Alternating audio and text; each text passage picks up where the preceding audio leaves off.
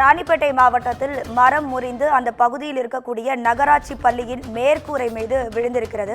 இது தொடர்பான அண்மை செய்தியை நாம் பார்த்து கொண்டிருக்கிறோம்.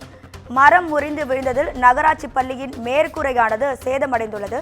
இது தொடர்பான கூடுதல் தகவல்களை தருவதற்காக நமது செய்தியாளர் கிரண் இணைப்பில் இருக்கிறார். வணக்கம் கிரண், உங்க தகவல்களை சொல்லுங்க. வணக்கம் ராதிகா. நிச்சயமாக வங்கக்கடலில் உருவான குறைந்த காற்றழுத்த தாழ்வு மண்டலம் வலுப்பெற்று பென்சில் புயலாக மாறி தீவிரமடைந்துள்ளது. இதன் காரணமாக பல்வேறு பகுதிகளில் பலத்த காற்று வீசி வருகிறது. இதேபோல் ராணிப்பேட்டை மாவட்டம் முழுவதும் காலை முதலே பலத்த காற்றானது வீசி வருகிறது.